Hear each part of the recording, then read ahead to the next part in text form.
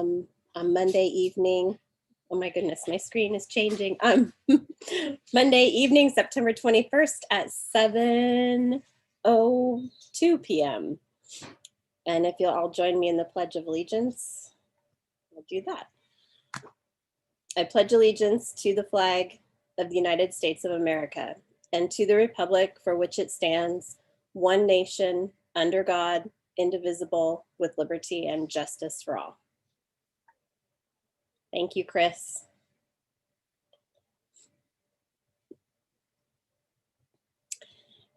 And Superintendent Goff, I believe you have the floor to begin with, correct? Yes.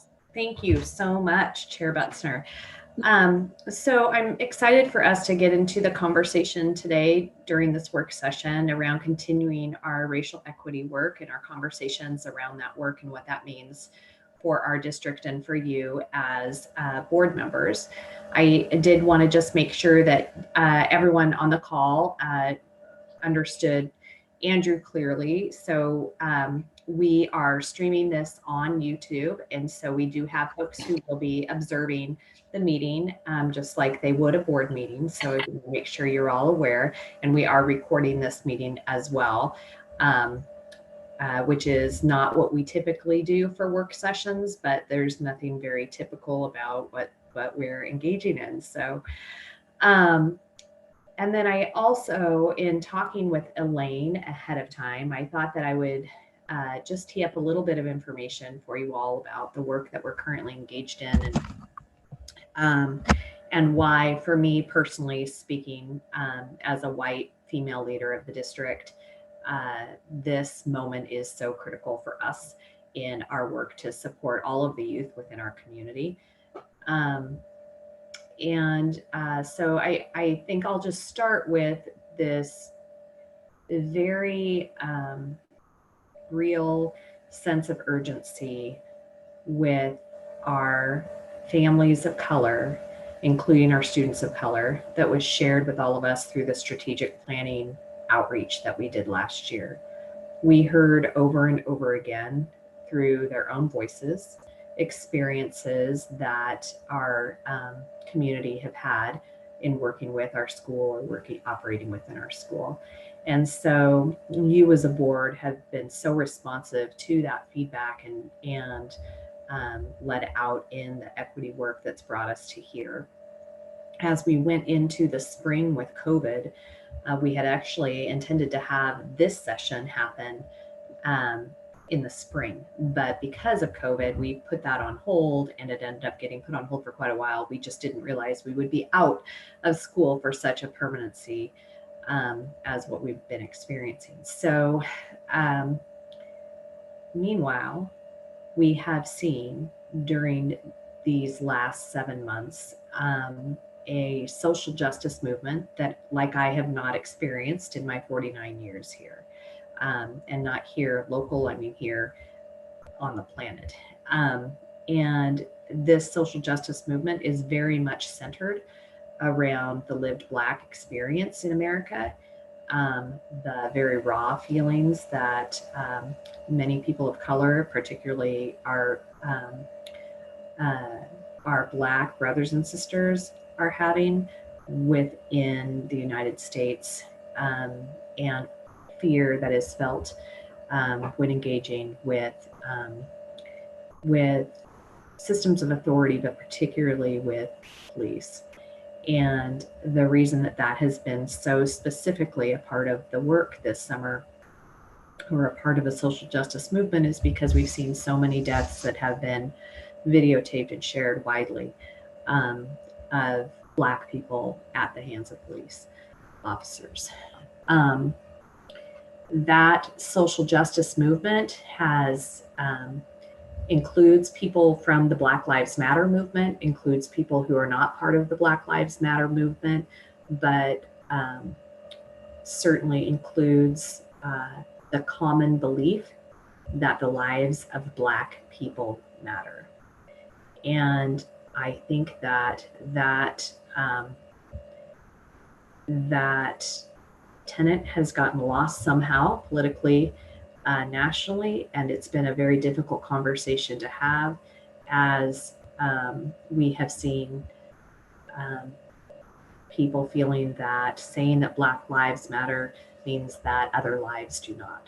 And so what I have seen that is different as a white educator in the United States and in the state of Oregon is a very organized white nationalist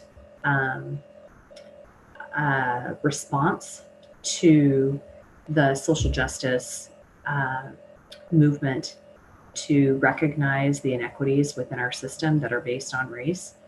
And I have seen a much more overt expression of racism within our own community, as we've seen with paint thrown on cars of people of color and symbols such as swastikas drawn on those cars. And as an adult, I look at that in dismay is the right word, in revulsion and disbelief.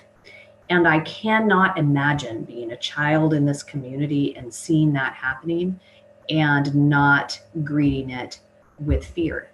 And I don't care what color the skin is of that child.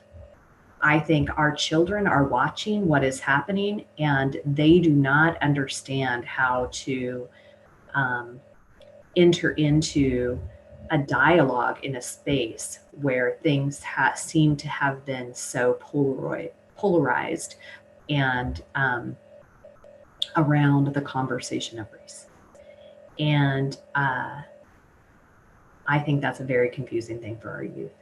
Further, I think if I'm a student of color, and I know this to be true because I've talked to their parents, I am further afraid because I am seeing an overt expression of racism that is happening within my state and within my very own community that puts me at risk.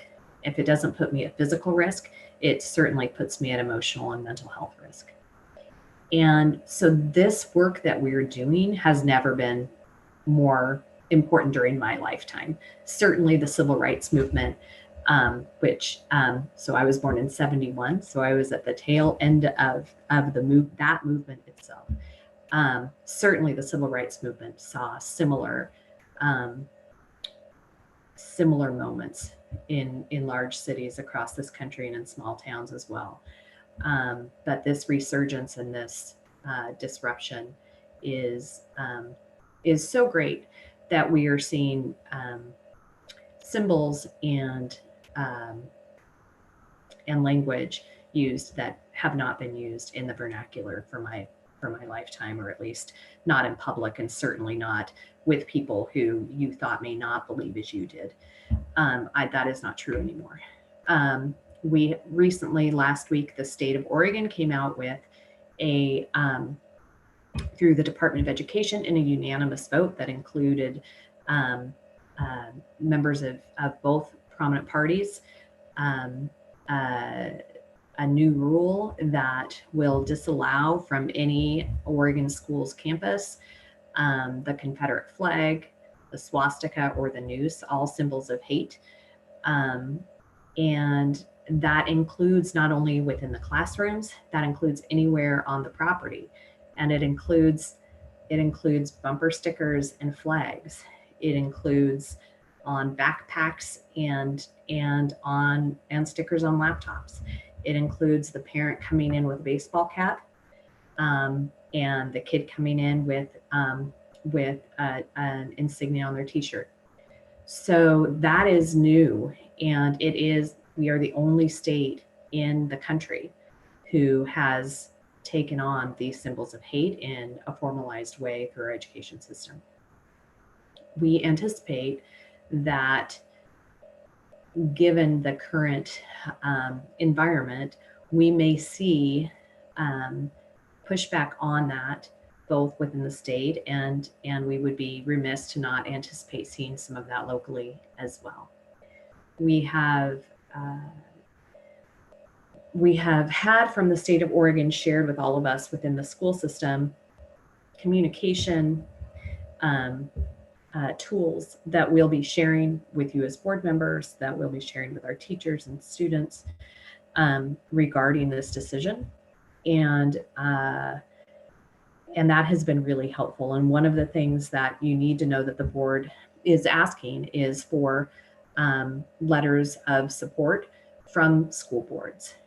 In addition, one of the things that the rule requires is that the school boards all adopt a policy reflecting this new rule by the beginning of January in 2021. So you will be seeing policy come before you on this item. Now, you just adopted an educational equity policy that really leads up nicely to this next chapter of the work. And but I want to make sure that you recognize that it does not sit in place of this work, because nowhere in that equity policy do we call those symbols out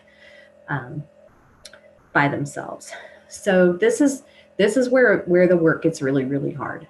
This is where the work creates vulnerability for everybody who is engaged in it, very real vulnerability, and a need for me as a white woman who's a leader within the community to be able to stand within not just my values and beliefs about education and kids, but to stand firm in what the expectations are within the state of Oregon to protect every student, and to recognize that in so doing, protecting every student protects all students. So when we protect our students of color, we are protecting our white students as well, so that there is a much, much richer conversation about why things need to be rolled out and set up in a way that supports every kid.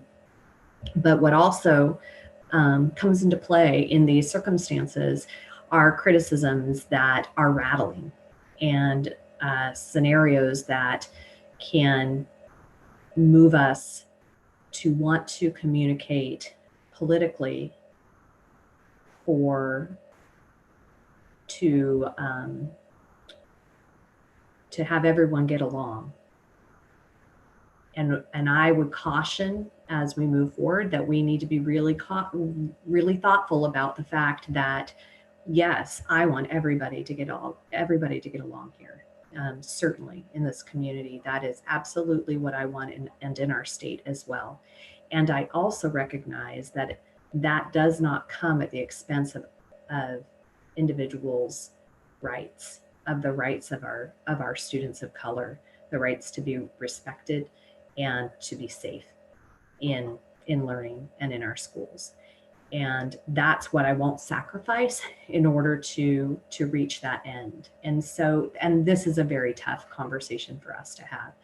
I've been asked by COSA, the Coalition of Oregon School Administrators, on behalf of the Oregon Department of Education, to serve as one of the superintendents across the state who could answer media questions if they come our way, as this becomes more of a known change.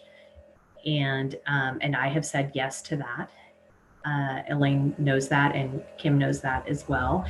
And part of what I wanted you to know as board members and be able to discuss a bit as we engage in conversation is, what are some of the challenges, concerns that you may have around that, and what are some of the anticipated opportunities that provides for us in dialogue with others. Because if we are not creating the opportunity for dialogue among people who may disagree, then we aren't teaching our students, our children, how to be critical thinkers and be able to have conversations with people who don't see things the way that they do, but be able to try and themselves learn and grow by listening to others' perspectives, and also being able to have the confidence to engage others with their own perspective, which is a part of our responsibility. So I wanted to set the tone for this conversation, the gravity of the moment that we're in, the many different influences that the current situation has on this conversation, recognizing I haven't hit them all for sure. and let Elaine facilitate us tonight in the conversation. And just say, Elaine, I'm glad you're here to do that. Thank you. Thank you. I'm going to switch to our PowerPoint because that will help all of us follow along.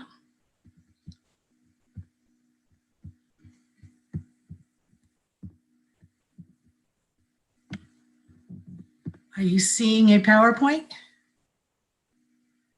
Okay.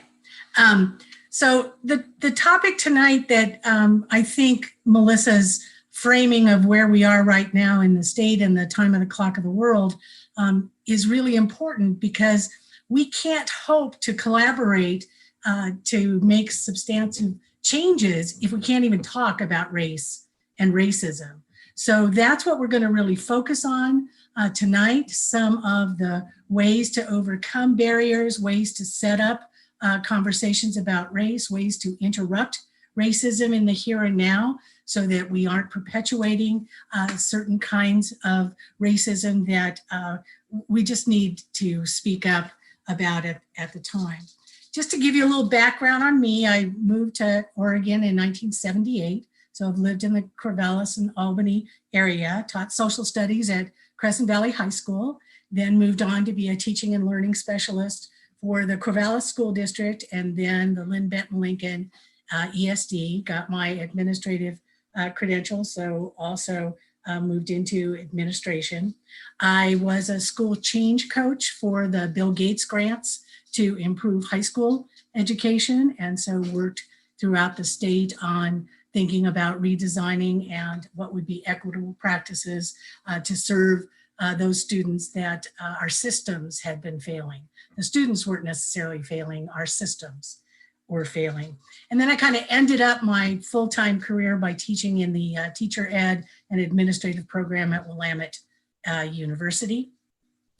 Since 2006, I have been affiliated with the Oregon Center for Educational Equity.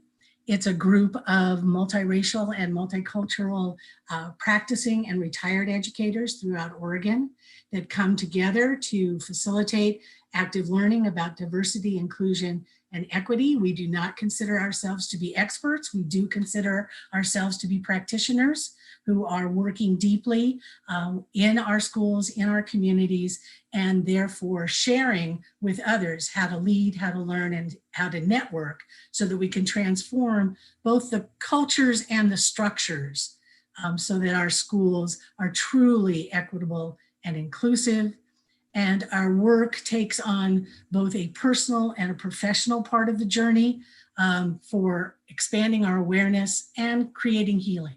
Particularly with my colleagues of color, it's very important for them to have opportunities to see those of us in white skin, white dominant culture folks actually grappling with some of the issues, even though we may frustrate them with some of our hesitancies to move fast enough or to truly already have understanding. But that's what the Oregon Center is. I currently serve as the assistant director, and Rogelio Martinez, who is a principal in Forest Grove, is our director.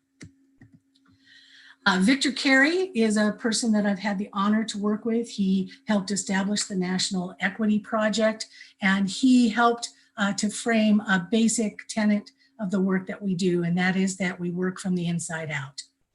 And that working to create equitable and excellent schools fundamentally means changing ourselves and our relationships with others. We can write policy, we can pass laws, we can do all sorts of things, but if our hearts and minds aren't united to actually implement what that is, then we just have things on the books. We do not have changes that actually take place.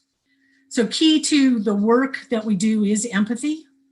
And so that is seeing with the eyes of another, listening with the ears of another, and feeling with the heart of another. But just feelings of empathy is not enough, because to combat the corrosive forces of systemic oppression, marginalization, exclusion, the hurt and harm, we have to move beyond that. So just feeling about someone else's lived experiences is not nearly enough. Empathy has to be with the courage to make the change. And so empathy is really predicated upon hope that there is a better way to serve our students and our families, and that the more we listen and the more we understand multiple perspectives and we look at how people walk in the world in different ways than we may, then we can move forward with what's going on. You may have already seen this graphic. It is often shown with equality and equity. I truly believe that our ultimate goal is equality, where there is respect and honor and inclusion for everyone. But sometimes equality does take on a sameness, and there's nothing more unfair than treating people who are vastly different all the same. So equity has to come before we can achieve that lofty goal of equality, and that's all about fairness. So looking at what people need.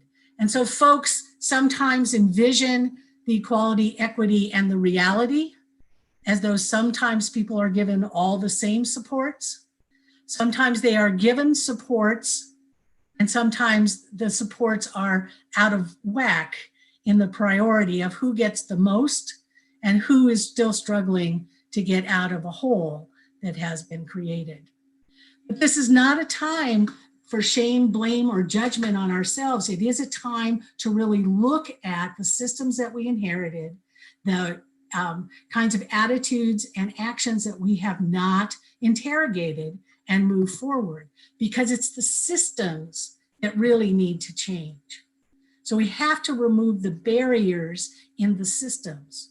So we may need a fence at this ball game to protect the kids.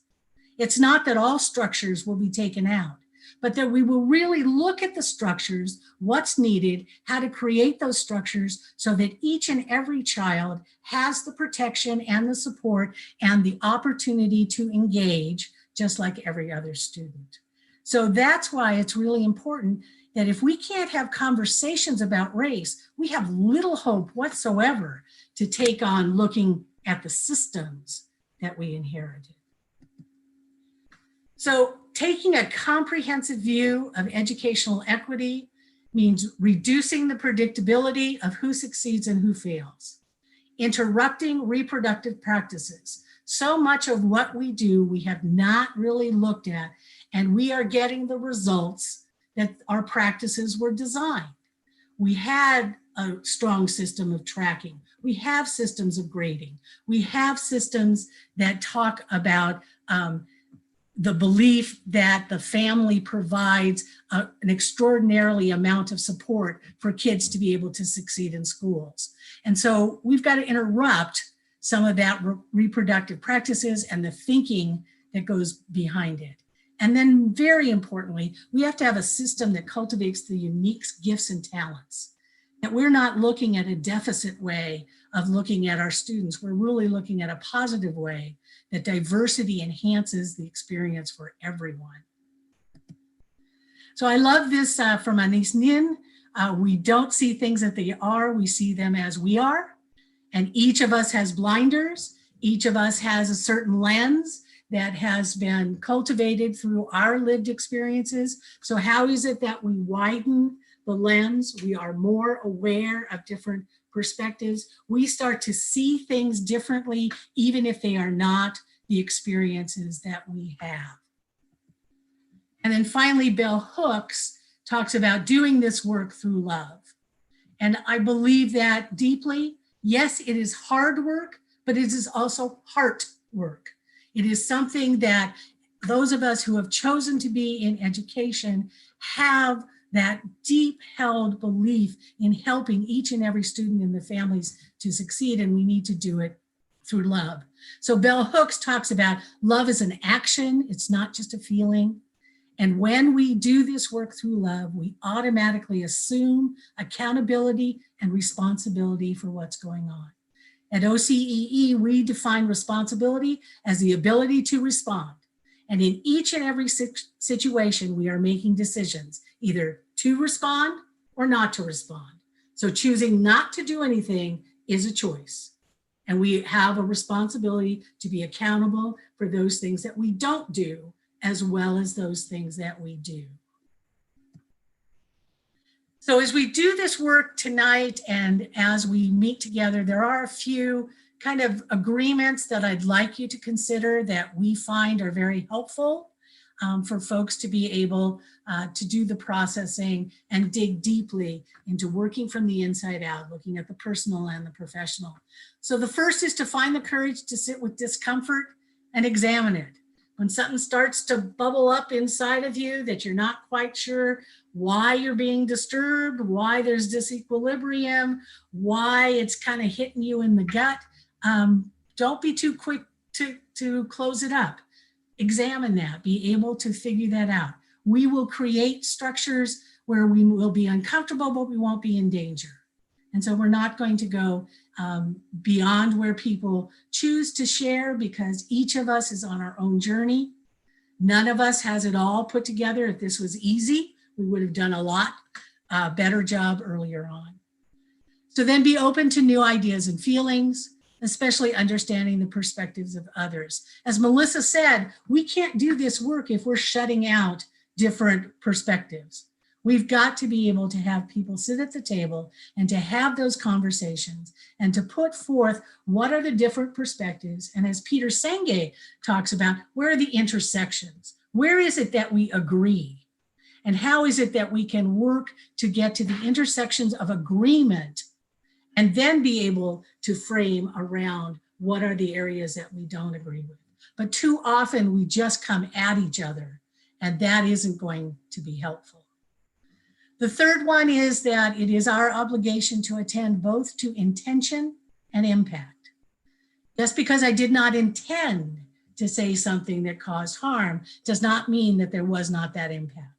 And so intention and impact are the same sides of a coin. We own both of those. And in fact, impact is far more important for us to attend to than intention, because intention doesn't wipe away the hurt and the harm. Allow yourself to be vulnerable, be willing to make mistakes, acknowledge what you don't know, acknowledge what you don't yet know you don't know, and we will together then be able to explore what it is that it means to be educational equity leaders who will engage in, sustain, and bring other people into the conversations about race and racism. And then lastly, this is not just academic or cerebral work. This is emotional. And any of you who have had families and kids of color who have come in and talked about some of their experiences, you know that there is deep emotion.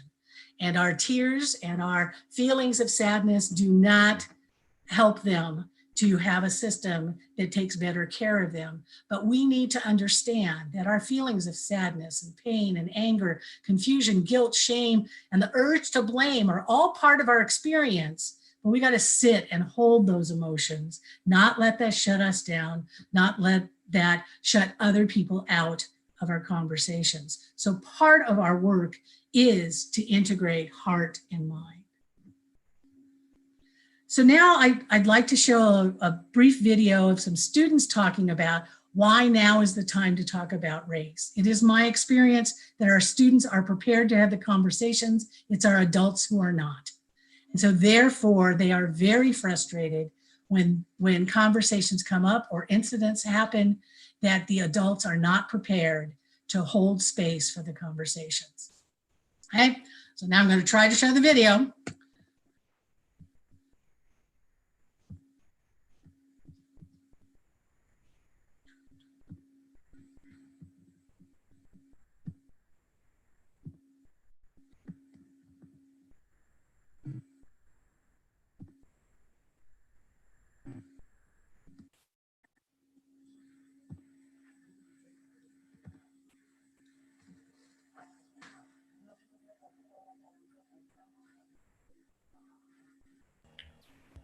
Elaine, I think you stopped sharing. I think you stopped sharing your screen accidentally. So you need to go back to the share screen again.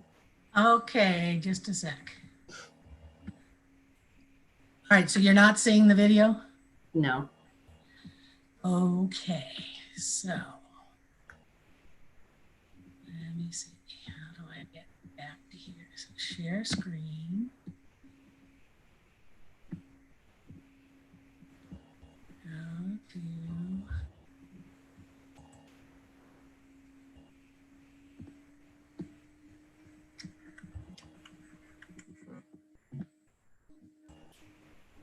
It was sharing for a second and then it dropped back off again. Oh, goodness. Okay.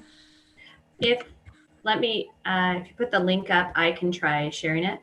That would be lovely. Okay.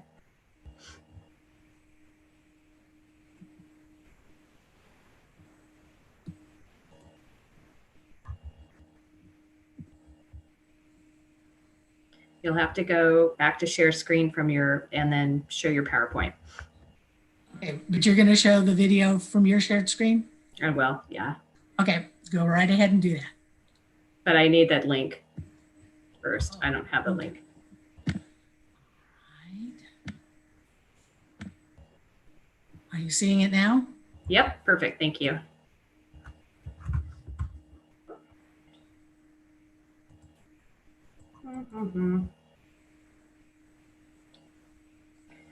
So it's not going to you might have to copy and paste that into a browser, Melissa. Which is what I'm trying to do, but it won't even let me pick it up. Yep.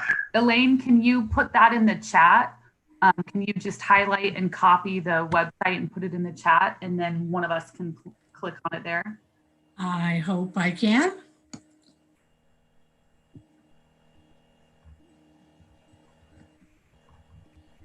Okay, where did it go?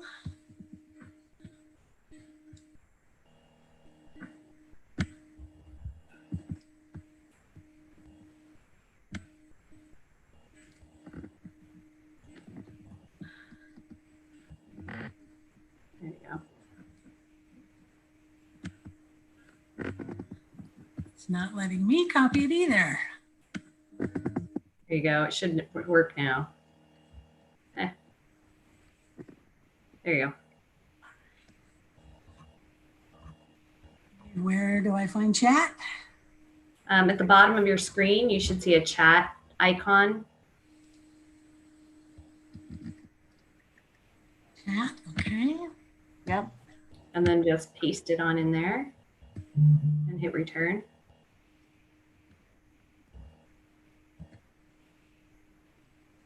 Awesome. We're set. Okay. Go. Okay. So I got it. Okay, now you need to stop sharing your screen. All right. There we go. Okay, got it.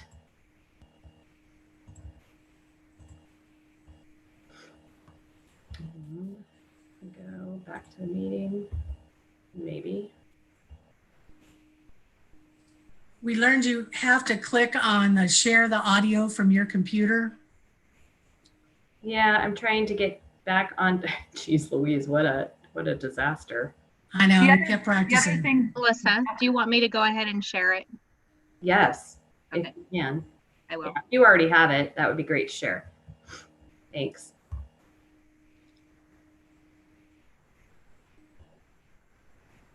Oh, never mind. I got it.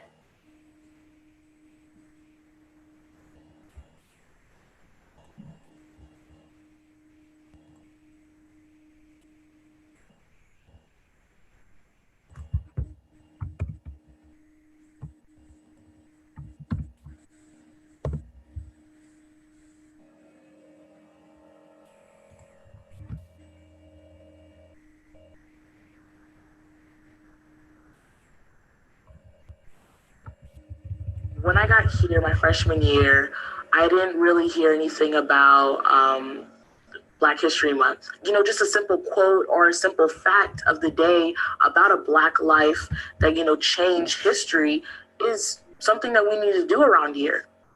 It goes back to equity and equality. You cannot expect all students to perform the same way when you're not tailoring those services to them. Like if you want them to reach out their full potential, you need to give them the tools. I hear a lot of stuff, you know, with Donald Trump in the wall in our school. Like I have friends that are like Mexican and stuff like that, or like Latin descent, and we're just walking in the hallway and then they freely saying like, you know, build that wall, and we're just like, you know, but people are just thinking that it's starting to become okay because of like recent times or what's happening. When people speak about the Islamic religion, about it being hate, it offends me, but at the same time, I take it as a chance to get the word out. Islam means peace. Islam is a peaceful religion.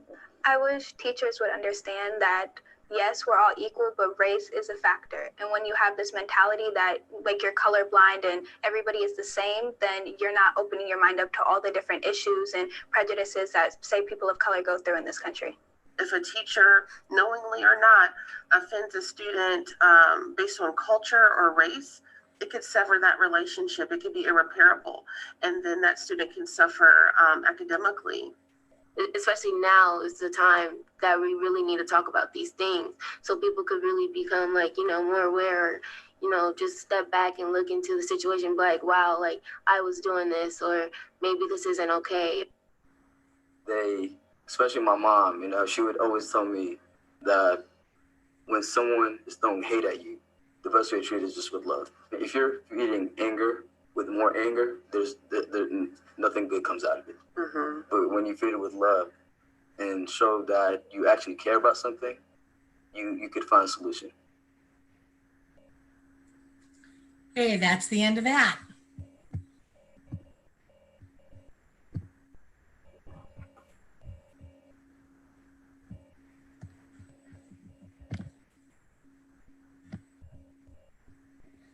So I think that the students, to me, really talked about they encounter things every day in every way. And if schools aren't prepared for the spontaneous conversations that are going to come up, then we're not really serving our students. And so Annie Renew talks about some people think that we are exacerbating the situation when we talk about race and racism, that it's too divisive. But we can't hope to heal the wounds if we're not willing to talk about those wounds and how our silence may have been complicit with some of those kinds of things. And so it's important that we don't just set up certain times to have conversations, but we're ready to have conversations all the time. And when they percolate up through our systems, our teachers know that they are supported to have those conversations and to support students. And so race is a social construct. It's a human invented idea. It does not have a biological basis, but that doesn't mean that it doesn't have a sociological impact. And so the social constructs of race are powerful forces in our current events, in the legacy of the history of this country. And so pretending that it doesn't exist isn't going to make it go away. And so how is it that we give people some of the baseline information to be able to talk about race, to be able to hold space when racial conflict comes up, to be able to anticipate ways to build better bridges across diversity so that we're working constantly to make this a better environment for all of our students, not just our students of color, but our white students also need to have that kind of support so that they are not left to try to put these complex issues together for themselves. So most white people genuinely don't know how to have a conversation about race and racism. They interpret their discomfort as being something that should be avoided, and they don't want to bring discomfort to other people. We have, especially in Oregon, kind of an Oregon nice, polite, how we're supposed to have conversations. And so how is it that we can bring up tough issues? Now, people of color, by their own safety and survival, have to have very deep and intense conversations with their children all the time. So race is not something that our kids and families of color are not well equipped to have conversations. What they're often missing is cross-racial conversations, where they get to have conversations that can be sustained and really deep and meaningful between white dominant culture people and people of color. And so people of color have suffered from my white silence, my colleagues' white silence, and it's important that we work through those kinds of issues. So I love this quote. It helps me to see that I am on a journey and that life begins at the end of my comfort zone, and that all things, whether it's learning to ski or whether or not it's taking on some new challenges with sustaining conversations with people who disagree with me about certain fundamental beliefs, It's stretching myself beyond the comfort zone. And that is important that I'm willing to do that. And I'm willing to sit in that discomfort with people and not shut things down. You may be aware of Glenn Singleton and his work on courageous conversations about race. His field guide is very helpful in giving people kind of a way in which to start having conversations. But most importantly, he talks about we have to have personal and institutional conversations about biases. And we need to start having those conversations now. We are well beyond the time when we should have been having these conversations. And that it's fear that usually keeps us from having these kinds of conversations. Fear that we're going to stumble and say something that offends somebody else, use the wrong terminology, disclose some kind of bias or prejudice that we weren't even aware that we had, that people will think less of us because we are trying to have these conversations. But in fact, the more we stumble through these conversations, the better we get at them. And therefore we can keep moving and keep growing and create spaces where the conversations take place that truly honor all of us and therefore build the trust and the relationships so that we have collaborative groups that can do the work together. Without those foundational conversations, you're not going to have people come on board to support the policies that you may write as a school board, to be able to move, to take action when things take place. So having those foundational conversations are important to set the ground for the actions that we're going to take. So then some people ask, why focus on race? Why aren't we focusing on poverty? Why aren't we focusing on disability and those kinds of things? And race is an incredibly important area of identity that we can no longer avoid looking at. First of all, achievement data shows that race is one of the greatest predictors of who's going to succeed and who isn't in both school and life. It's one of the topics that we tend to avoid and struggle with in our professional settings. We are far more comfortable in talking about poverty or talking about disabilities or even talking about gender than we are about talking about race. For many of us, particularly those of us who are white from the dominant culture, our understanding of race is incomplete and often very distorted.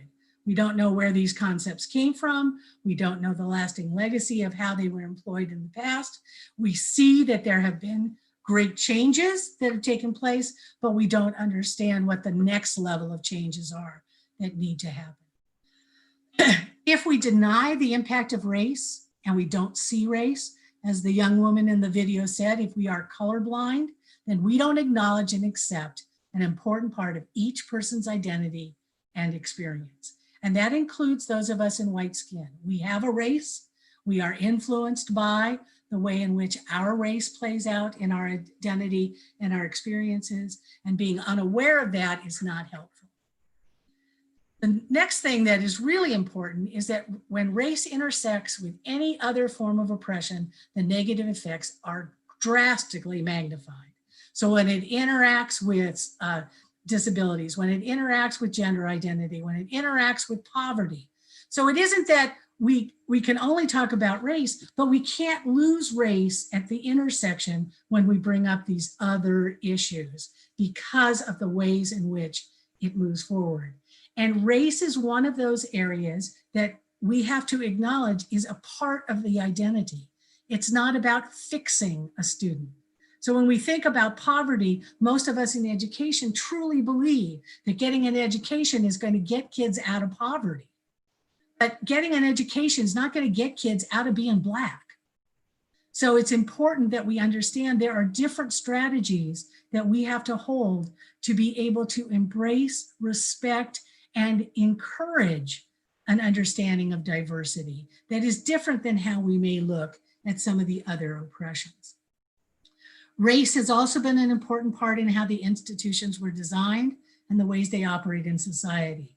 And so we are trying to change systems without understanding some of the ways in which white male men were the ones who were supposed to get beyond a grade school education. And some of the systems that we have in place. Our curriculum for high schools was designed in 1913 and has changed very little since then. And it was designed to cater to a different population of folks that we thought should graduate from high school. And then lastly, race affects real people in real time. And if we don't address race, then we're complicit with what's going on. So it's important for us to know what's going on and to take a stand and to come up with solutions to what's going on. So at the Oregon Center for Educational Equity, we have a theory of action. And it is our belief and experience that going deep and staying focused in race for several professional development sessions, we spend an entire week with folks really digging in deeply around race to help them build their muscle, their will, their skill, their capacity and courage to be educational leaders, to see and interrupt the status quo in our schools. Because if we go deep enough into the area of race, we believe that we will find ways to talk about all of the areas of inequities and oppression. But if we only skirt the surface and we jump from topic to topic, and we never look deeply at the root causes or the ways in which the institutions and the culture needs to change, then we don't bring about what really is necessary. So that's why we advocate that race is the first area to go very deeply to be able to build your muscle as an equity leader and then apply those lessons that you learn across other topics that are also important. Also, people talk about, well, some of the kids are too young to talk about race, and the research seems to be very clear. If you look here at what's going on with a 4-year-old, expression of racial prejudice often peaks at the ages of 4 and 5. And that's a time when kids are just struggling with what's the same and what's different, what's good and what's bad, starting to have only a binary way to classify things. You're either one thing or you're the other. By 5, Black and Latinx children in the research showed no preference toward their own groups compared to whites who had already established that there was something better about being white. And if you've seen the baby doll studies, there's nothing more crushing than to see a preschool African-American little girl being asked, which of these dolls looks like you? And she picks up the one with the dark skin. Which of these is the good doll? And she picks up the white baby. Which one would you like to be? And she picks up the white baby. So she's already internalized that it's better to not be in the skin that she's in. And then for our 1st and 2nd graders, explicit conversations about race and racial relationships can enhance the diversity. So it is not too young for us to really think about what is our stance about having conversations with young children. And so without guidance, children are likely to develop biased attitudes from exposure to negative racial stereotypes, racial disparities, and segregation. And I unfortunately had one of those awakening times with my own daughter when she was in 3rd grade. And so I had gone to an equity session, and it was one of the first times that I had really dug deeply into race. And so you come back and your family asks you, what did you learn, Mom? And I had been absolutely influenced by the fact that I don't think I had ever called myself a white woman. I had never used a designation of my race about myself, and that was a profound awareness. And so I shared with my daughter that I learned that I'm a white woman, and she looked at me in all earnestness and said, Mom, you're not white. And I said, darling, you know, look at who we are.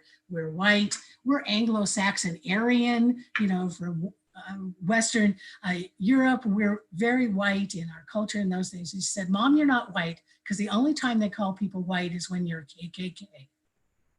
So by 3rd grade, she'd already heard enough of the popular culture and the media using the term white, but only applying it to white extremists. And so I then learned that even though she had multicultural dolls, we had been attending multicultural festivals, I had done everything I could raising a child in Oregon to have experiences with other races. What I hadn't done is to help her understand her own race and how her race influences her. So it is critical that our white students have the opportunity to have thoughtful, caring conversations about race. Talking to children about race has some guidelines that we can share with folks, because it isn't if you're going to have a conversation, it's when and how will you be ready to address the questions and the comments. How will you talk immediately about what a child may see or hear and not have to postpone it because of your uncertainty as the adult? Oh, I got to talk to somebody, and maybe in a couple of days I'll be ready to have this conversation. As we just talked about, making sure that we can focus on all races and that we challenge stereotypes and talk about fairness and unfairness. Those are standard ways that teachers of young children are working about fairness and fairness. Now we overlay stereotypes and a racial lens on that.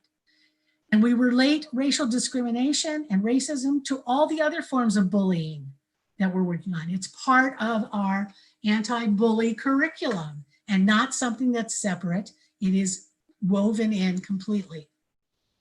We also then, as the adults, clearly state that I believe it's wrong to treat people differently and unfairly based on the color of their skin.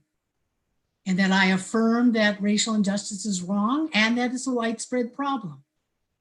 And then I balance the reality of racism with messages of hope, change, give people the opportunity to see people who have done great work, to celebrate the changes that have taken place, as well as seeing where we need to go next.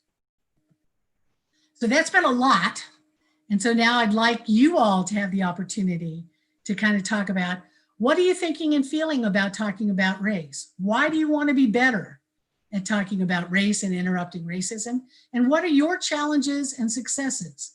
So again, I am requesting that you put the mirror up to yourself, not talk about what other people need to do, but what is it that you need to do to be better able to talk about race, to be a person who is a model for others about talking about race. Okay? So go at it for, 5 or 7 minutes so everybody gets the opportunity. What's coming up for you as you think about your challenges, your successes? Why do you want to get better at talking about race? Before we start, if we can unshare, I can't see everyone while we're sharing, so if we can unshare, that'll give me the opportunity to see. Okay, did everybody come back on? Yes, thank you. Does anybody want to start the conversation?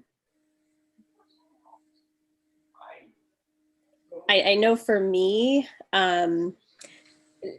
just thinking about little things that I might say or do sometimes, and I think it's what Elaine mentioned at the very beginning about intentions versus impact, right?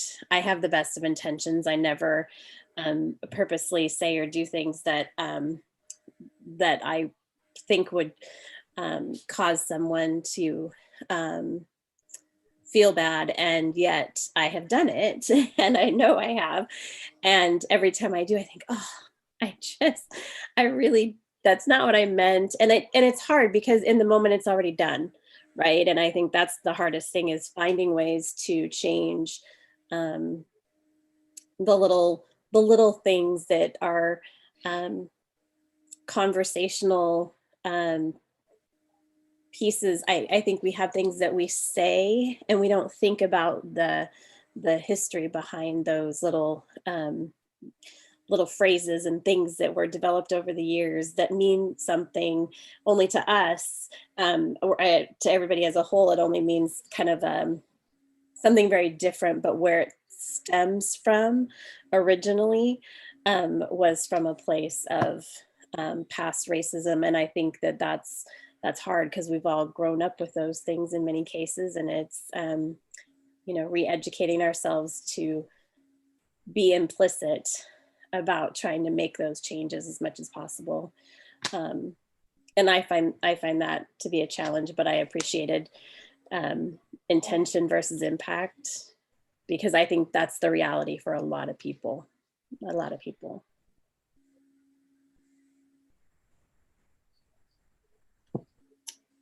Eric. Yeah. So I want to know, as a school board member, usually we would hire someone like you to go and audit our school and say, hey, this is where you need improvement. This is where you're doing great at. Because that's our purview, is that governance.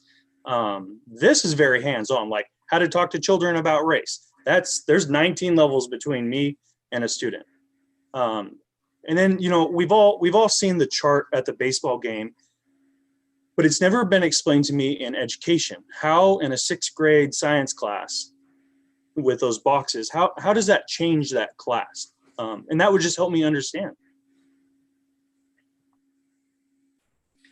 So I think part of the work that I think you all need to do is to understand for yourselves what is your stance as the governing body of the school district about teachers really knowing that they're supposed to have some of these conversations, being able to look at that science class and figure out whether or not that project really necessitates having parents at home who are college educated to be able to guide them to be up on those boxes, to be able to do it, as opposed to a student that doesn't have that kind of support. What about asking people during the time when we are teaching about the Civil War and enslavement, and only one Black or African-American student is in the classroom, and all eyes turn to that student, and the student now is seen as though they are in the deep hole of being an enslaved person, and the teacher not being prepared to work. So my goal in working with school board members is that you are so crystal clear on some of the moral imperatives that you hold when it comes to race and racism, and that you also create the structure and the culture of this organization that you are in charge of, so that people don't just think they have to be compliant with the policies that you have, but instead they engage in conversations with you and others, so that they really are being part of the solution finding. Because I can't come in as an outside audit and tell you what you need to do. I can come in and say, who are you going to be? What are the conversations that you need to have, so that when we together unearth solutions for these kinds of things, we have people who are committed to doing the hard work of actually implementing the change. And I think that's where we're doing really good. This year, Melissa formed a committee. They're huge, and they were a lot of them were working on their own time to go through curriculum and make changes and talk about that.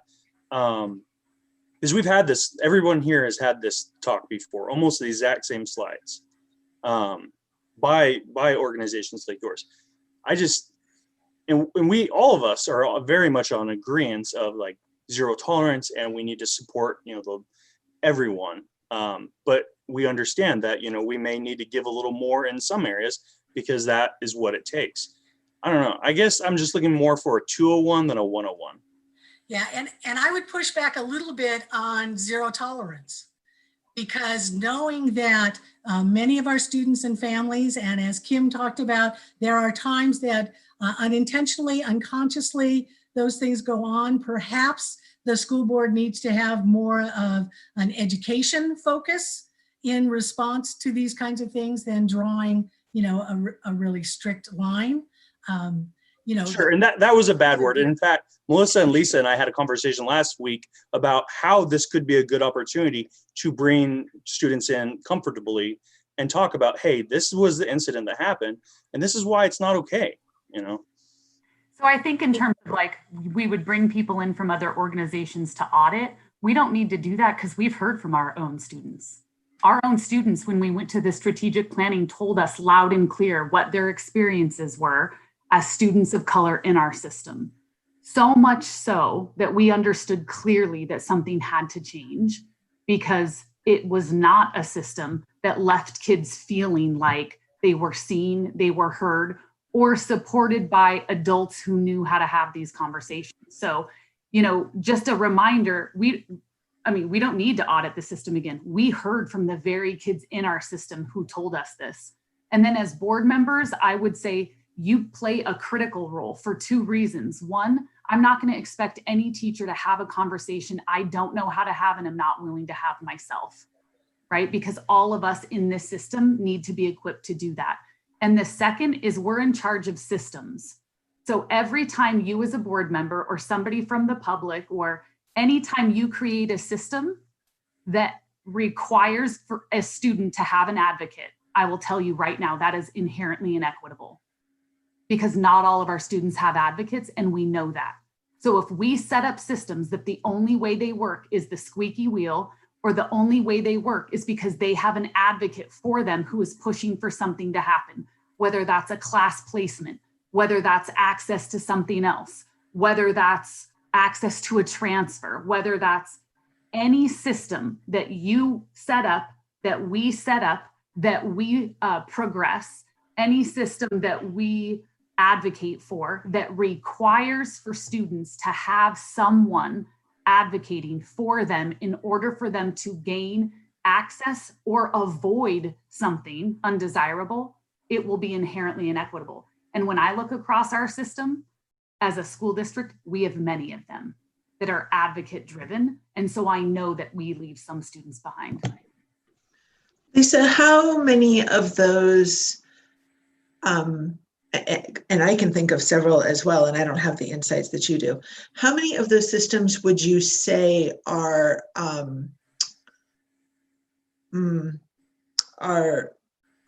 hard and fast protocol, and how many of them are systems that have crept into our practice? That is a great question, and one I don't know that I can answer fully, because I think it's a fair mix of both. I think I think there's policy, I think there's practice, and then I think there's also included just kind of the way things have always been done.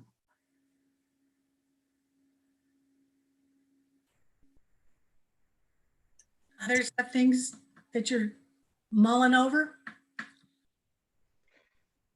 Michael, did you have? Well, yeah, just to tag on to this particular part of the discussion, to me, it's important from a school board member because we ultimately approve the budget, and what we spend on needs to reflect, ideally would need to reflect a wide breadth of all the students. Since the screen, it's been a while since the screen was up. What I didn't write down what the questions were. In general, though, just to get people talking. So whatever is coming up for you. Yeah. Well, as a white male, and we know a not insignificant amount of our students are of all different kinds of races. I just would be remiss not to check myself now and again and again and again and go through this. I feel like I have to go through this if I'm going to make decisions on their behalf. I'd say we not only have heard from the students, we've heard from their parents. At least I've heard from their parents, and I just I can't imagine not going through this. And I also hope it will help me with a community that's really reflective of our school board. Let's face it, as we go on, to explain to the other parents why we're doing the choices we make, and are going to have to be courageous enough to make, and then courageous enough to defend, in a community that just does not want to have these discussions at all. I hear a lot of don't talk about race. We see all kinds of color. I hear it all too often. And so going through these processes are going to help me to be the advocate that that's a big part of our job. I'm going to tag on too, just because I agree in that when you have, and one of the questions I had for you, Elaine, is that you've been doing this in Lynn County in this area for a while, right? So you know the demographics of what we're dealing with here, right? And some of us were born and raised here, some of us have not been, and experienced much different, you know, things when it comes to equity in different places that we've been.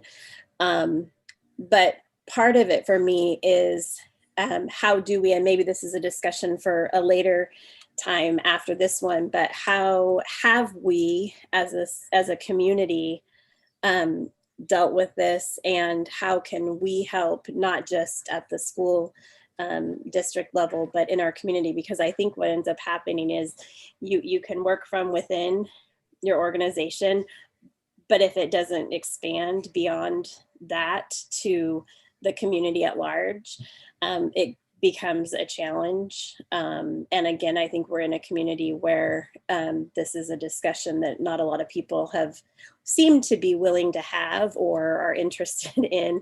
And there's a lot of varying opinions around these topics in our area as well as any other. And so part of it is how do you incorporate that? And then the other thing that I've been dealing with recently seems to be conversations I've been having with students, mostly at my level, are high school kids. But the white boys and girls that are sitting in a classroom with that one or two, you know, Black student in that history class, like you were talking about, who are just as uncomfortable about what's going on and feeling bad for those two Black students in the classroom and not knowing themselves even what to do. And so it's, you know, I've had a lot of the students I've been having conversations with in the past couple months as this topic has been, you know, really morphing for them quite heavily. And a lot of the questions I get is, but what can I do? Because when I do something, it isn't enough, or it isn't good enough, or it's met with, well, you don't really mean it, you know, and they're getting that a lot. And yet they're struggling to figure out what can I do? And I think that if we focus on all of our students from that perspective, so that everybody understands, like, what do you have, you know, the ability to do in school, in a classroom, you know, with those folks. And I just think we haven't allowed for that. We've heard from a lot of our minority students, I think, in a lot of cases, but we haven't heard from, you know, the white students that are, you know, a vast majority of our students too. And I think they want to help and they want to be able to have the conversations, but they're not educated enough to know how to go about doing that and what can help versus what will hurt, you know, so. Right. And so I think the other thing that as I work in this area, I'm not sure teachers know that they're given permission to have those conversations. So where is it in policy and structure that when you're teaching, you can feel when there's an emotional, you know, kind of tension in the classroom. And so you take time out, you know, there's something really here and now to talk about, but teachers have to be prepared and feel comfortable and supported that that is their mission, to be able to hold respectful conversations with folks to surface the here and now about, you know, what's going on. And so, you know, I would have to say that because it takes on sometimes in these contentious political times, a political ramification too, we need to be able to be even clearer with teachers about what the expectations are to be able to hold space for respectful conversations in the classroom, and that they are supported in order to meet the needs of what students are asking for, but perhaps our teachers and our administrators are not yet prepared to really guide and be proactive, not reactive. When we have an incident, we all seem to rally around and come up with some strategies to be reactive, but we aren't as committed to being proactive about how it is that we create the culture where these kinds of things have places for kids to talk about it, and teachers have some skills to be able to hold space for multiple perspectives to be shared. Yeah, Melissa. Go ahead. And I would add to that, I've been taking notes. We currently do not have a policy expecting teachers and the curriculum to be able to have responsible conversations around matters of race. We have expectations for our curriculum to reflect diversity and reflect the honest and accurate history of our nation, but we do not have expectations for conversations around race and what teachers will have the skill set to be able to facilitate. That's a policy matter that we have not addressed. The what can I do question, I loved that, Kim, because I believe that's actually even part of the answer to why we all as district leaders, either board members or staff, need to be thinking about, we are going to better be able to facilitate those conversations with kids or with our peers once we have a better understanding of that answer for ourselves. Well, what can I do? What can I do from sitting, from doing this? What is my role? And when we can better articulate that and understand what we can the steps we can actually take, I think that's going to help a lot. And I would just go back to, remember, a year ago, the community begged you to do this work.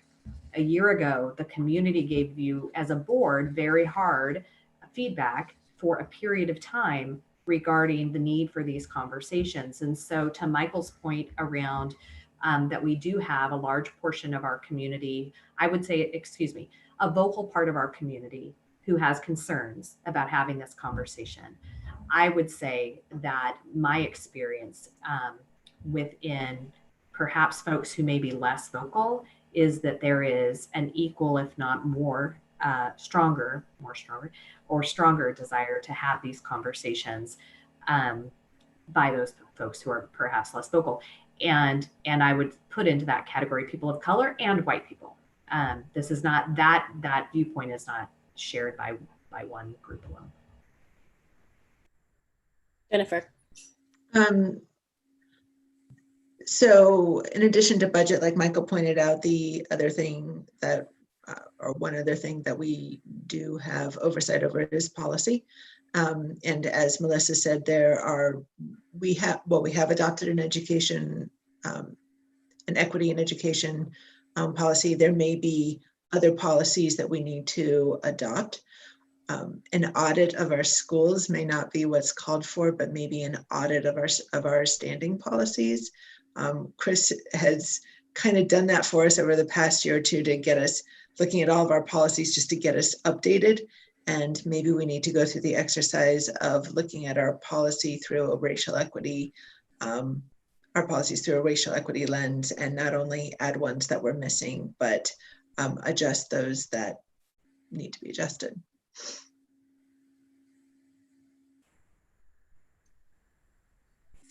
Okay. Anyone else? Anything else?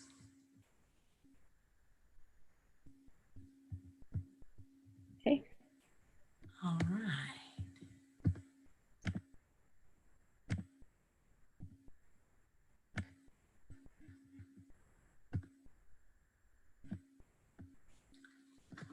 So I have another video, hopefully we can show it.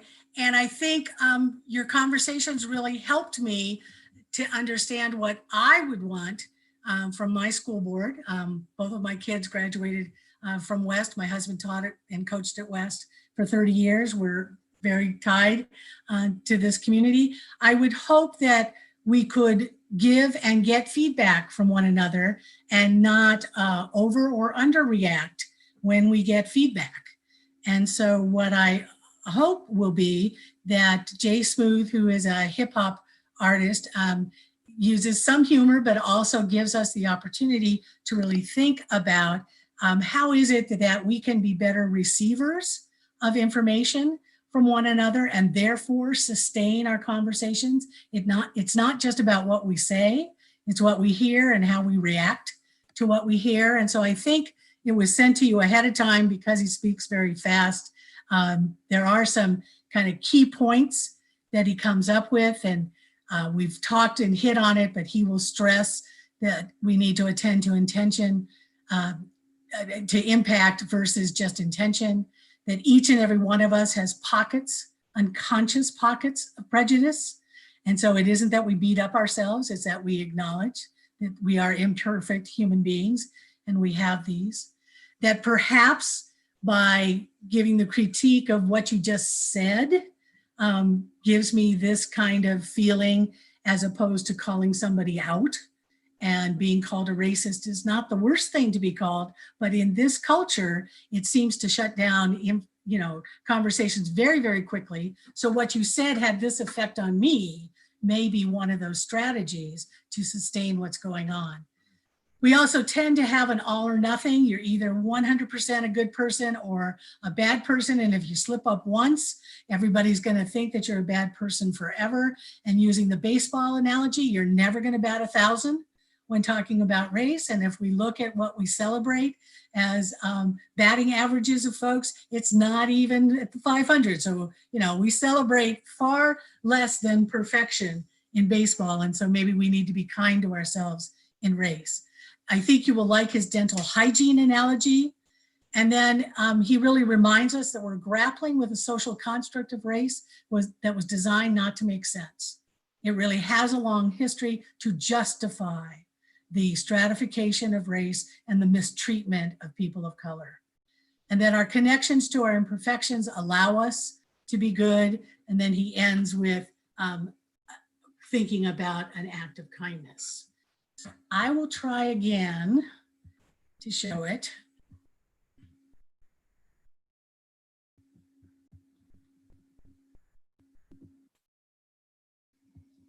Are you seeing it?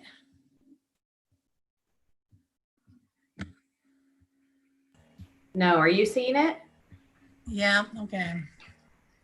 You know what? We can just ask Chris if you stop sharing your screen. I think Chris has the PowerPoint and she can share it herself. All right, I will stop sharing screen.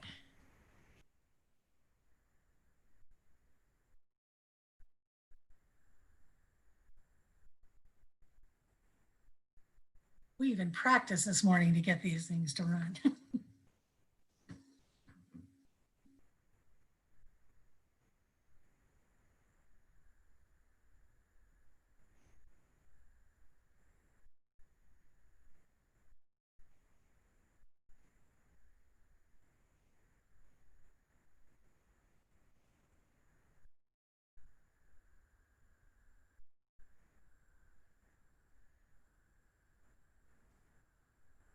You have to share your audio too.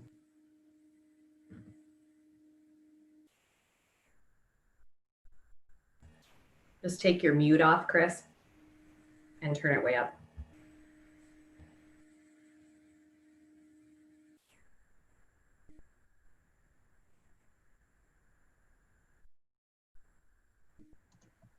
Okay, give me 1 second. I think I didn't click the audio when I went to share.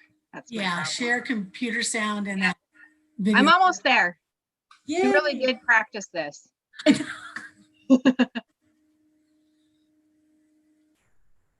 Give me the thumbs up if you got it. Some ways. And that's a topic that I have always enjoyed. Most Americans avoid race conversations like the plague. And we often take our ability to avoid it and use it as a measure of our progress and enlightenment, which I think is kind of telling in and of itself.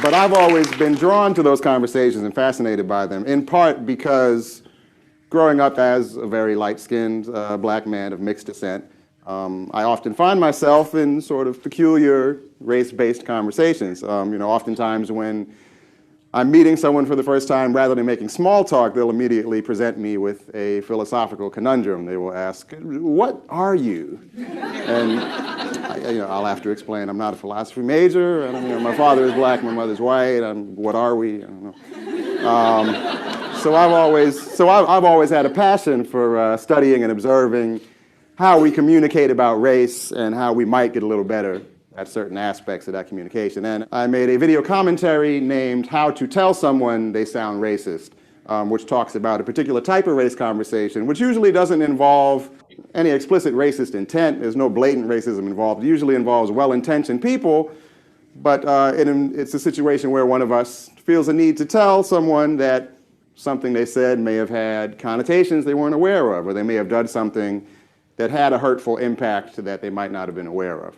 And that's a conversation we all find ourselves in from time to time. And it's a conversation that usually goes horribly. Because no matter how clear you try to be in conveying that you're not attacking the person, you're just trying to offer a specific critique about something that just happened. When we are receiving that sort of critique, we tend to deeply personalize it and take it as a personal attack, and we tend to respond by saying, are you saying that I am racist? How could you say I am a good person? Why would you say that I am a racist? And you try to respond, no, I'm talking about the particular thing that you said. No, I am not a racist. And what started out as a what you said conversation turns into a what you are conversation, or what I am conversation, which is a dead end that produces nothing except mutual frustration. And you never wind up seeing eye to eye or finding any common ground.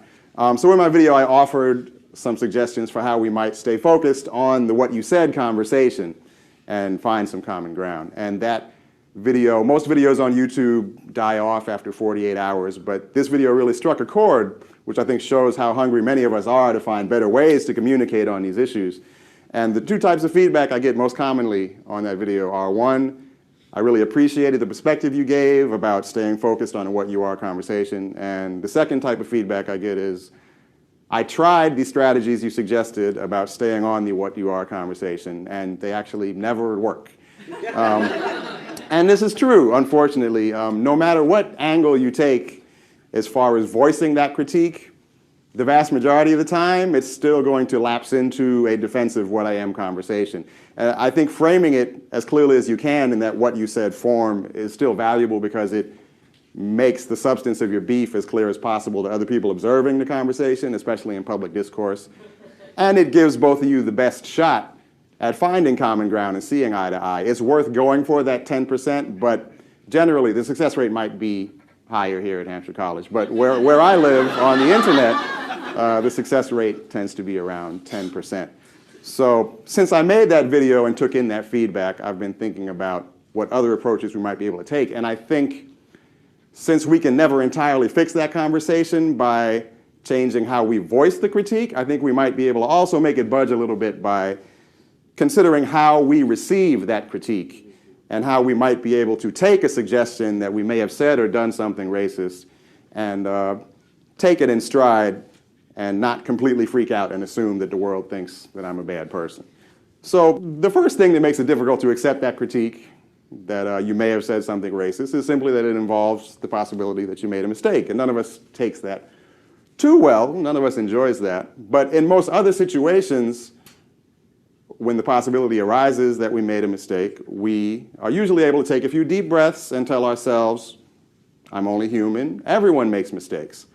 But when it comes to conversations involving race and prejudice, for some reason, we tend to make the opposite assumption. We deal with race and prejudice with this all or nothing, good person, bad person binary, in which either you are racist or you are not racist. And if you're not batting 1,000, then you're striking out every time. And this puts us in a situation where we're striving to meet an impossible standard. And if anything less than perfection means that you are a racist, that means any suggestion that you've made a mistake, any suggestion that you've been less than perfect, is a suggestion that you're a bad person. So we become averse to any suggestion that we should consider our thoughts and actions. And it makes it harder for us to work on our imperfections. When you believe that you must be perfect in order to be good, it makes you averse to recognizing your own inevitable imperfections, and that lets them stagnate and grow. So the belief that you must be perfect in order to be good is an obstacle to being as good as you can be. So it would make our conversations with each other a lot smoother, and it would make us better at being good if we could recognize that we're not perfect and embrace that. So I want to offer a couple of things that you could keep in mind when you need to remind yourself that I'm not supposed to be perfect when it comes to navigating race. And the first thing is that anytime we're dealing with race issues, we are dealing with a social construct that was not born out of any science or reason or logic. We are grappling with a social construct that was not designed to make sense. And to the extent that it is the product of design, the race constructs that we live in America were shaped specifically by a desire to avoid making sense. They were shaped for centuries by a need to rationalize and justify indefensible acts. So when we grapple with race issues, we're grappling with something that was designed for centuries to make us circumvent our best instincts. It's a dance partner that's designed to trip us up. So just based on that alone, we should be able to keep in mind that you will never bat 1,000 when it comes to dealing with race issues. And the other thing that we need to keep in mind is, as we are all imperfect humans, and as has been laid out in some of the other talks this evening, we all have unconscious thought processes and psychosocial mechanisms that prop up. There are many things in our day-to-day lives that lead us towards developing little pockets of prejudice, that lead us towards acting unkind to others without having any intent to do so. These are things that will just naturally develop in our day-to-day lives. So the problem with that all or nothing binary is it causes us to look at racism and prejudice as if they are akin to having tonsils. Like you either have tonsils or you don't. And if you've had your prejudice removed, you never need to consider. So if someone says, I think you may have a little unconscious prejudice, you say, no, my prejudice was removed in 2005. I went to see that movie Crash. It's all good.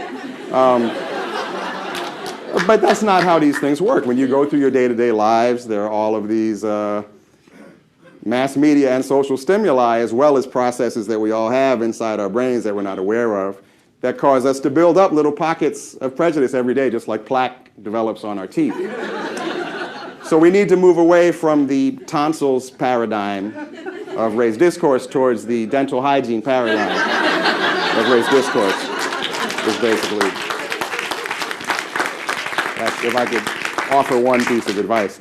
And in general, I think we need to move away from the premise that being a good person is a fixed, immutable characteristic, and shift towards seeing being good as a practice. And it is a practice that we carry out by engaging with our imperfections. So we need to shift towards thinking of being a good person the same way we think of being a clean person. Being a clean person is something that you maintain and work on every day. We don't assume that I'm a clean person, therefore I don't need to brush my teeth. And when someone suggests to us that we've got something stuck in our teeth, we don't say, well, what do you mean? I have something stuck in my teeth, I'm a clean person. Why would you? So I know that this is no small task, but if we can shift a little bit closer towards viewing those race conversations the same way we view a conversation about something stuck in our teeth, it will go a long way towards making our conversations a bit smoother and allow us to work together on bigger issues around race, because there are a lot of, beyond the persistent conversational awkwardness of race, there are persistent systemic and institutional issues around race that are not caused by conversation, and they can't be entirely solved by conversation. You can't talk them away, but we need people to work together and coordinate and communicate to find strategies to work on those systemic issues, because despite all of the barriers that we've broken, all of the apparent markers of progress, there are still so many disparities. If you look at unemployment rate, infant mortality rate, incarceration rates, median household income, there are so many disparities on the various sides of the color lines in this country that it is worthwhile for us to iron out these conversational issues, if for nothing else, so that we can get a little bit closer to working together on those big issues. So I hope that we can, if I could have one wish, it would be that we would reconsider how we conceptualize being a good person, and keep in mind that we are not good despite our imperfections. It is the connection we maintain with our imperfections that allows us to be good. Our connection with our personal and common imperfections, being mindful of those personal and common imperfections, is what allows us to be good to each other and be good to ourselves. So,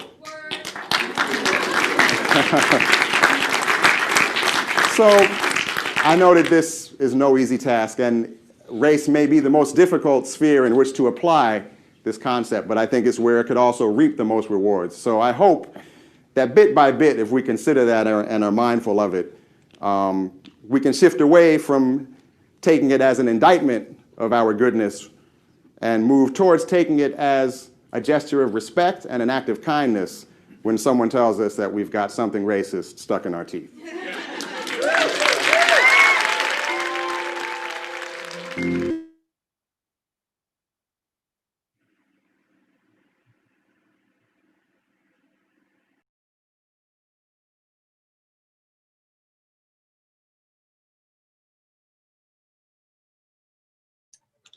Elaine, I think you're on mute, but we are seeing everyone again, so thank you.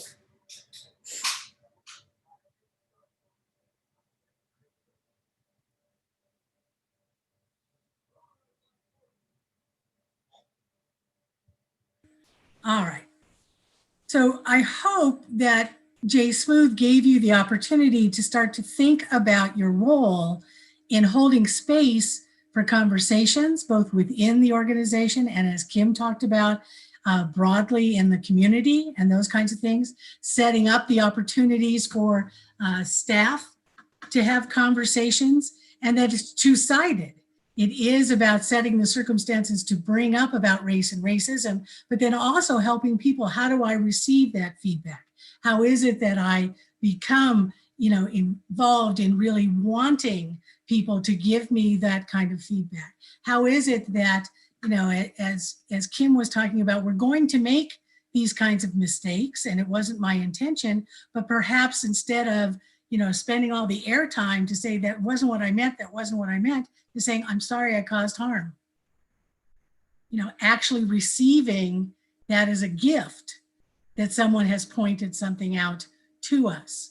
And so, as Eric brought up, before you all, I think, can do the hard work of doing the structures, what's the culture within the greater Albany Public Schools to give and receive feedback, for students to feel like if you invite them in to talk, they can really tell it like it is, and that something will happen as a result to that.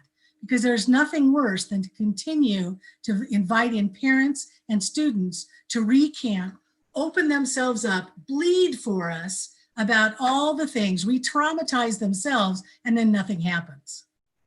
So that's why I'm advocating that you all need to really focus on what is my stance about having conversations about race and interrupting racism. How is it that I will be the model and our board meetings will, use those kinds of things, that we will work with our staff so that out in the buildings, the kinds of conversations that we know will lead to effective action will actually take place. So what did Jay Smooth say that touched you?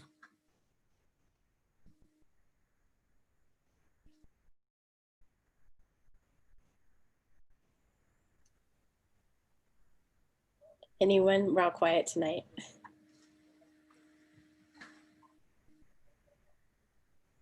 So now I'll put on my coaching. If we can't talk about it here, then how will we talk about it at the board meetings and when someone brings up a really thorny issue that is giving us some critical feedback on what we are and are not doing? I can speak to something he said, and I made a note, but I can't remember exactly what he was talking about at the time. But the feeling for me, I guess, was that he was getting at, and I don't know that he actually said it, was being patient with one another. But I also feel like that goes both directions. And I don't, I think it's really important that we have the conversation as it needs to be had for our Black students and our Hispanic students and all the different cultures that we have. But even our white students, they also may or may not have the right way of asking the questions, may or may not have the right way of having the conversation, but also feeling like it's safe and that people will be patient both directions, right? Because everyone needs to be patient with one another. And when I envision students, especially middle school and high school students, there's not a lot of patience there to begin with in many cases. And yet there's a lot of really positive things that they want to do to help when it comes to these issues. And so I'm excited and interested in us being able to find ways to help our students and our teachers really have those conversations and be facilitated by people who know that or experience it from both directions, right? Because I think it's important that the people delivering the message to our students come from different experiences as well. Because I think that also gets the adult engagement of having the conversation with the students at the same time. Because I also think if you have, you know, one teacher who's willing to have those conversations, who, you know, is, I mean, it would look different if that teacher, I think, is a white male teacher or is a Black female teacher potentially. That conversation might look very different, and maybe it shouldn't, right? So it's having those conversations with everyone about what really should they look like going forward. So I'm excited to see the specifics of how we can get that engagement going, because I know they're hungry for it. And I think Melissa, and I love your idea about patience, but I would also say that this is a complex juggling. Right. Patience within urgency. Correct. Yes. You know, it isn't postponing, and correct. It isn't waiting until we now have hired more diverse teaching staff to be able to have conversations. If we are predominantly white, then we work on how do we hold those conversations authentically from ourselves, sharing what we have learned and acknowledging the perspectives that we don't bring from a lived experience, but that we are more aware because our bubble has gotten larger than just what we experience. So it is kind of that juggling. Yeah. And I say patience more from the perspective of, in the conversation, being able to be understanding and patient with the other people in the conversation, because they may or may not say or do things completely appropriately, but it's the intention is to get the conversation going. Yeah.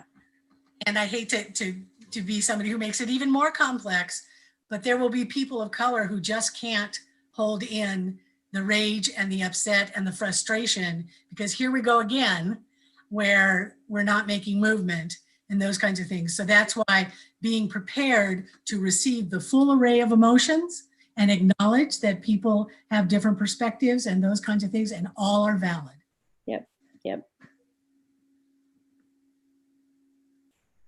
Anyone else? Okay, well, we've got just a little bit longer, so I'll go through some of the ways that these conversations get off track.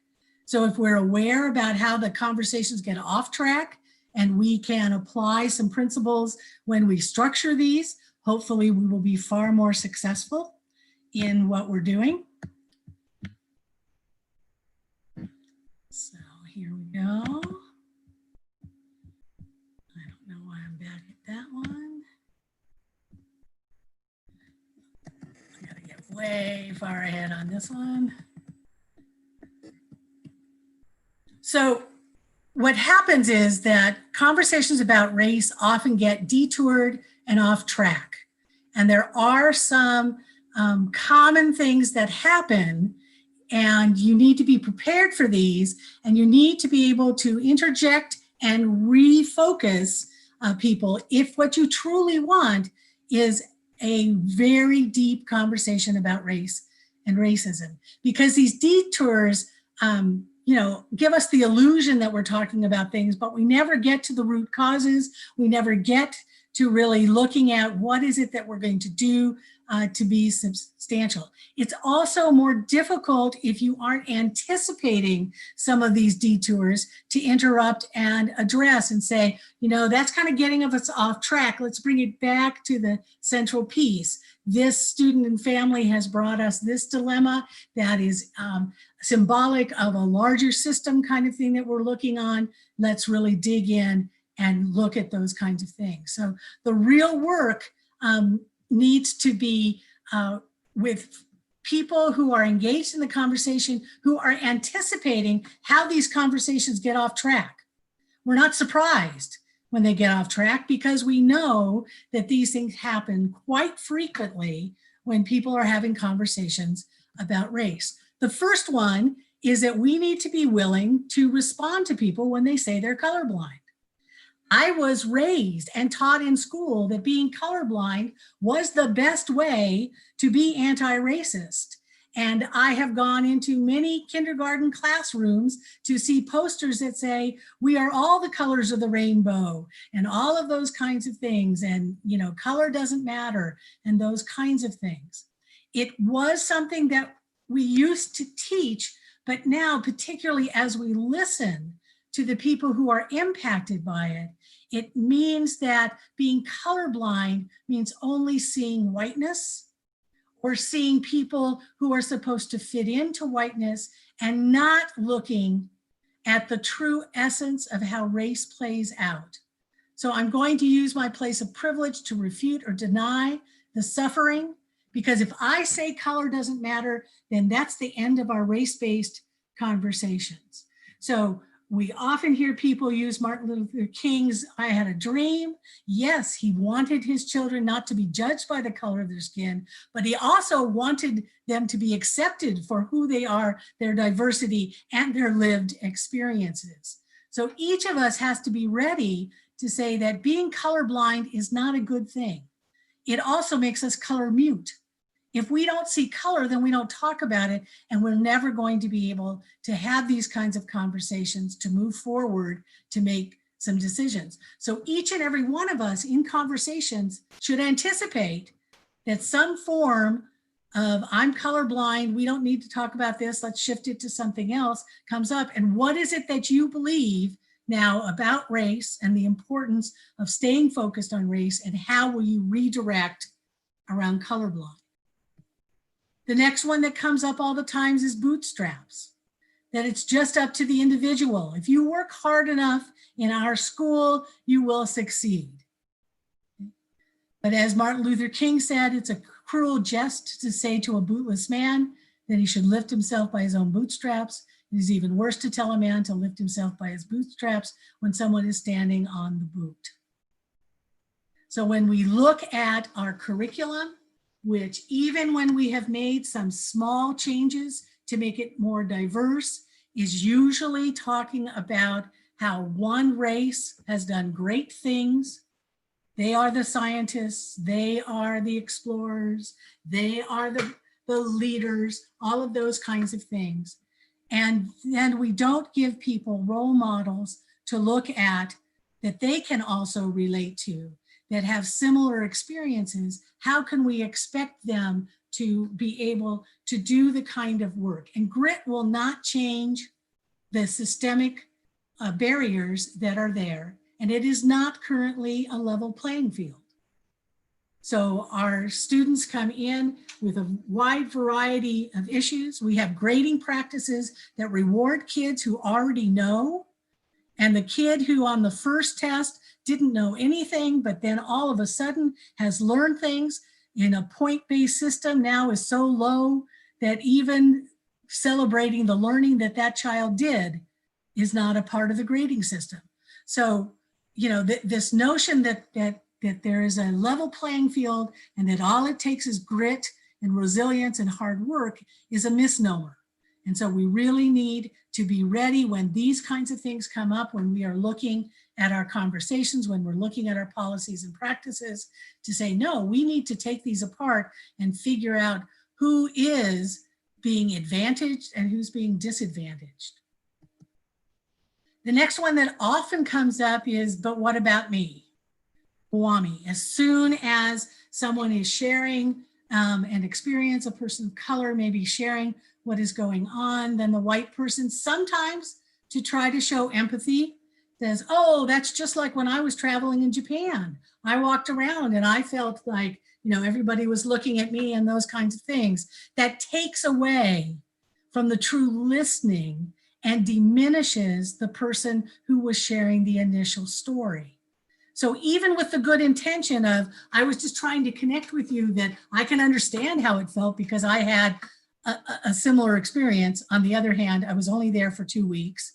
I knew I was coming back to a country where I didn't live that 24/7, and it was not the historical legacy of several generations of my family where the barriers had been there. So again, all of these kinds of detours are things that when we hold space for conversations about race, we're not shocked when they come up. We're ready to then redirect, say, no, what we're really focusing on now is the experience of our Black and brown students. And to be perfectly honest, it doesn't matter what other experiences we had. We're trying to drill down on this experience. And perhaps the biggest one that is here right now in But What About Me is that Black people created Black Lives Matter, and then white people created All Lives Matter. And All Lives Matter, when received by our colleagues and our brothers and sisters of color, is really saying to them, you don't hear me, you want to silence me, you don't want me talking about what's going on. And I love the little picture of the girl. We said Black Lives Matter, we never said only Black Lives Matter. We know all lives matter. We just need your help with Black Lives Matter because Black lives are in danger. So when we prioritize having some of these race-based conversations, we're ready when somebody gives this pushback about all students or all lives matter and those kinds of things, and to do it in ways that, excuse me, continue the conversation, don't stop the conversation. And then this one spoke to me, because if my spouse comes to me in obvious pain and asks, do you love me? And I answer, I love everyone. Though it's truthful, it's also hateful and cruel in the moment. If a coworker comes to me upset and says, my father just died, a response of everybody's parents die would be truthful, but hurtful and cruel in the moment. So when a person speaks of a time of obvious pain and hurt, a response that all lives matter, though truthful, can also be hurtful. So one of the things about holding space for conversations about race is that we let people speak and we listen and we don't jump in. And if others jump in, we respectfully guide them back to the listening mode so that we can stay focused and go deep into the race-based conversations that we want to have. Too often, with the frustration with the systems and everyone being frustrated that little has been done to change the systems, we revert to blaming the victim. And we know this happens when teachers are in the teacher's room, when they're frustrated, we blame the victim. We've got to stop that. We've got to be prepared when someone is sharing their frustration with the system and sharing the frustration of not knowing what to do to deal with a student and family, we do not blame the victim. Another common one is innocent by association. We'll be talking and someone will say, well, I'm married to a person of color. I traveled extensively and was a foreign exchange student in South Africa during apartheid. I know what's going on. Wrongly equating personal interactions with people of color as some kind of get out of jail free card that you are not influenced by the pervasive racist conditioning.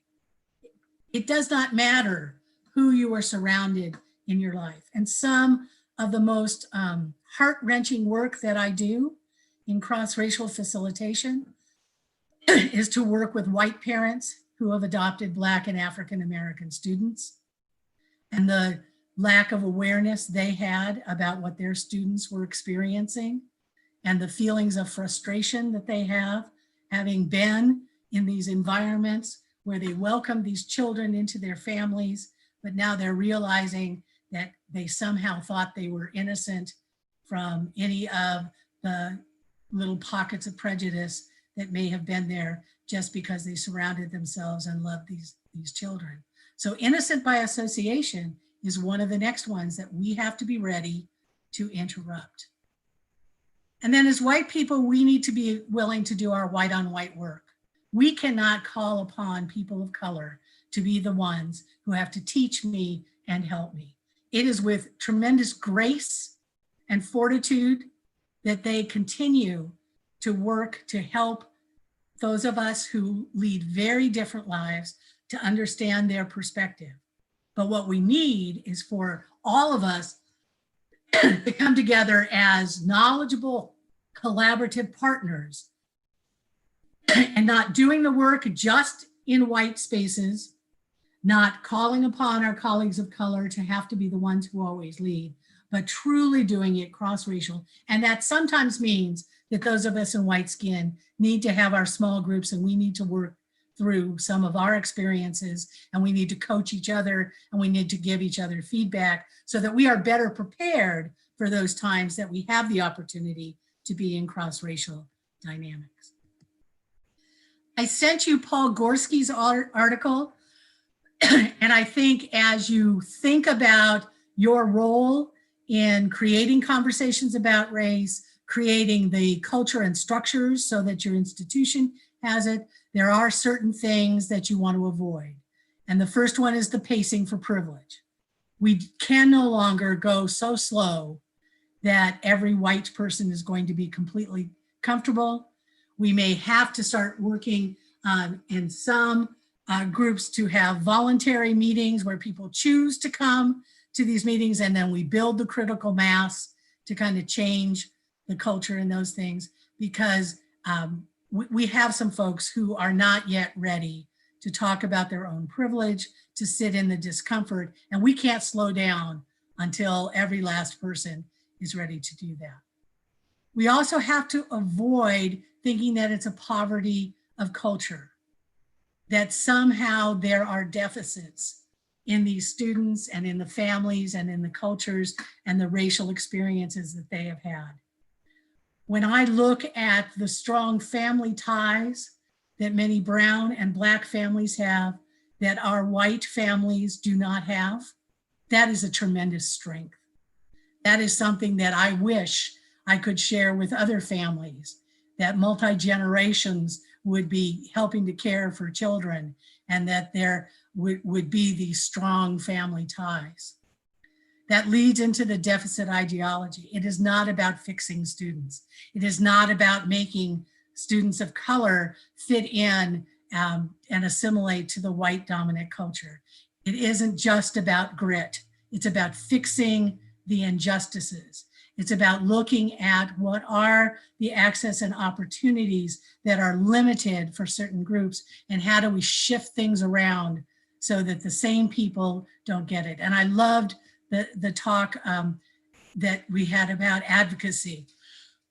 If you have to be a squeaky wheel in order to have the system work, we know where those squeaky wheels come from. And we know that in most cases, those students are doing very well within the current system. And so we need to look very clearly at how it is that we don't look at a deficit ideology. And then the last one, which is sometimes hard for our teachers who think they are doing everything that they possibly can by celebrating diversity. And there is a place for celebration of diversity, but not if that's the only thing that you do, because it does avoid looking at the hurt and the harm, looking at changing the systems. It can often tokenize people into, yeah, let's read a couple of stories about different people, but every day in every way, we will not include you in the ways in which we operate as a class or the ways in which the curriculum operates. So in that same article, he talked about some of the principles of equity literacy that should be, as I talk about our stance, what is it that each of us as equity leaders believe? The first one is there is a place for direct confrontation. And I am not a person that overly enjoys confrontation. So I have had a wonderful colleague of color who has reframed it for me. And she says, Elaine, call it carefrontation. You care so much that you're not going to let this go unaddressed. that there is so much that needs to be done, your caring will come forward. It is not about a sledgehammer. It is about through love. It is sharing that together we can make a difference. And so it is looking at those attitudes and actions as well as the policies and practices. The other thing that we have to be willing to do is the redistribution principle, which is looking at access and opportunity and reshuffling some of the ways the systems work. Who gets to be at the front of the line? Who is it that doesn't get in the line at all? But we know there are certain things that have to be givens that go on. And so again, it's about the structures, but it's also about the cultures. And the adults set the culture in every building. It is not up to the students. And so that's why the conversations with adults are so important if in fact we want to meet the needs and be ready to have the conversations with the students. Prioritization principle. Where is the priority for those kids and families who we have not served well in the past, for whom the system has been failing, and how do we shift our focus so that that gets a lot of our time and attention, so that we're always asking who's been harmed. The equity ideology. Equity is not something that we just do once a week. It is not an agenda item. It is a lens through which we look at every decision. So again, I'm really kind of harping on why we're doing this personal work. If you don't have a stance that equity comes up with each decision that you're making, if you all as a board don't take a deep breath and say, have I really put this through the equity lens to see who's being harmed and who might be benefiting at the expense of others, then maybe I need to slow down and have that conversation. And then the last one that Paul Gorski talks about is the fix it, that it isn't about fixing kids, it's about changing the systems and acknowledging that not every student needs exactly the same thing. And so how is it that we provide opportunities for teachers to truly differentiate instruction, have meaningful relationships with their students?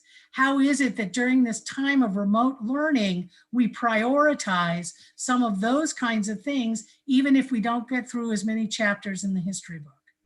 So it's really seeing all of these principles as deeply held in everything that we do. And that will guide you when you have your conversations about your policies and practices. When you get pushback from people who then come either to you individually or come to the board. When you are out in the community and you are working with folks, because you're right, the schools can't change everything just by themselves. We need it to be all community action. How is it that we can engage other leaders to have those kinds of conversations? And then the last one is we stay silent. And so as Martin Luther King said, in the end, we will remember not the words of our enemies, but the silence of our friends.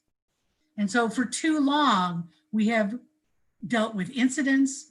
When people have come to complain, then we get kind of fired up. We do have the opportunity of having a time in the clock of the world where there is more awareness right now about racial injustice. And we have kids who are really searching for ways to process what's going on in their world and what their future will be like. So it would seem to me that we just can't be silent. So even if we make some mistakes along the way, we apologize for the mistakes. We are not defensive and don't just keep talking about our intentions, but we own the impact, and we're going to make some substantial changes.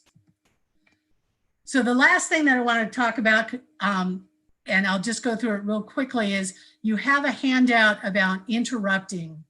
And I think it's important that each of you are ready when something racist or something really hits you that is harmful to kids, you are able to say certain things.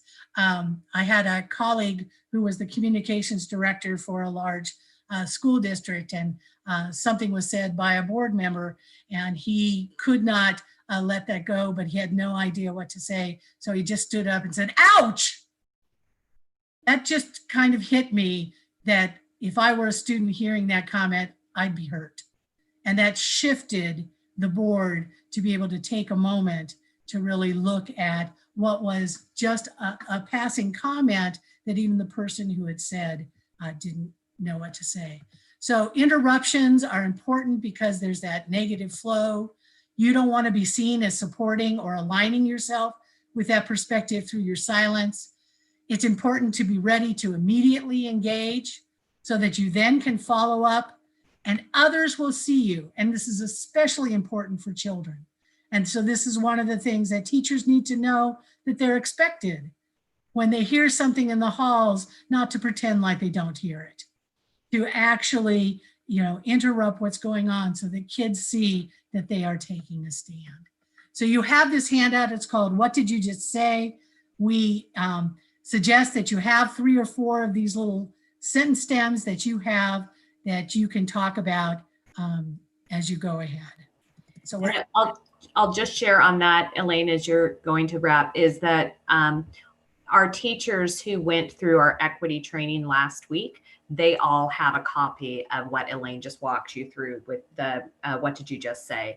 And really appreciated that, Elaine. So I wanted the board members to know that teachers have that. So I want to leave you with just a couple of definitions that we use that may be different than definitions you've used in the past. The first one is our definition of racism, which comes from Courageous Conversations.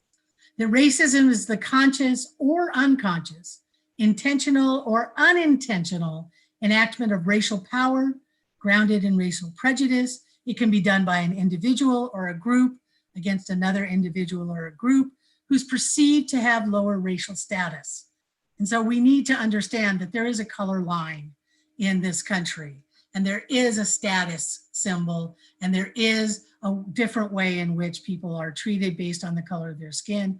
And so racism needs to be addressed, whether it's conscious or unconscious, intentional or unintentional. And then just being not racist is not enough. So we have to actually be anti-racist, a person who is aware of and acknowledges the legacy of racism and societal conditioning around race. It's one of the reasons why I believe groups like yours have to have these kinds of sessions so that you have the background information to bring into the conversations about race that some other people don't have. Someone who not only opposes all forms of racism, but is committed to actively working to interrupt the discriminations, to create inclusive, equitable, diverse society that honors all people. So it's a different way of thinking about what's going on. It's not vilifying that there are just bad people that do these things. And it's not just about avoiding doing bad things. It's about changing the system. And so the last thing that I'll say is we do have 3 more sessions that we'll be thinking about how to work together. And in the next couple of weeks, I'll contact each of the board members so we can kind of follow up on a one-on-one. This was not an opportunity for everybody to ask all the questions that they wanted to ask or do the kinds of processing that they wanted to do. So I want to offer that to you as a part of what Melissa and I had talked about as how we would continue to support your growth and co-create what are the needs that you have for moving ahead. And I thank you for hanging with me for this time.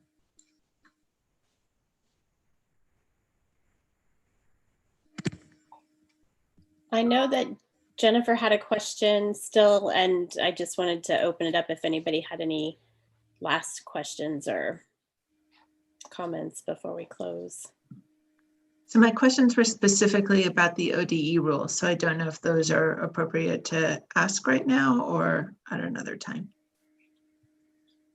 It's okay. Okay, I think I can make it quick. And I just, if my fellow board members have not seen the letter from the Albany Student Advocacy Group in support of Melissa and also Lisa for the work that they've been doing, I hope that you will read that. I think it's a testament to the support that our leadership has from our community, and I just love the letter, and I'm just so grateful that they're leading us in this work. I think going back to what Kim said earlier about, you know, we are one organization in a larger community, but we are a freaking big organization within that community. We're the largest employer in Lynn County, and I would dare say that the impact that we have more impact in the households in our community than any other community, and that impact is with our children, right? And so if we can change the way that children see race, discuss race, engage with others of different races, like that will percolate through our community and through generations. So I really think that we have a position of power and influence in that way. My specific questions about the ODE is, and I think this is a clarifying question because when I read through it, I think it was answered, but it does seem, it seems like there are educational circumstances in which some of those emblems would be appropriate. Like I don't know how you teach about the rise of Nazi Germany without images that might include a swastika.